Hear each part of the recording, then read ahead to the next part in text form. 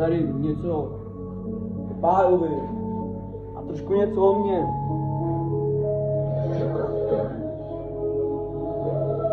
Lajkujte, sdílejte, pojďte to podpořit.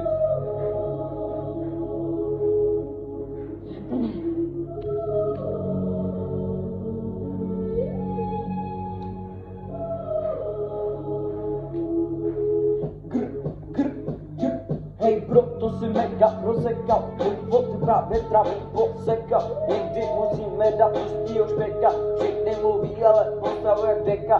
Nevolím chemku, ale s tebou bych se dál, jako malý čávo, jsem se toho bál. Všechny utekly, ale ty si se mnou stál, protože si věděl, že by si to vyhrál. Už od 12 let jsem to tady to zkusil, od té doby jsem se mega znusil. Říkal jsem to, ať to neříkáte, protože jsem věděl, že se pokakáte. Hrou Fortnite tady v noci, stačí křivý slovo more, hnedka tam kročím. Dám ti jedničku a skok, ten tě zatočím. Jak budeš brečet, tak tě hnedka natočím. Nestyděl jsem se za to, že jsem cigán.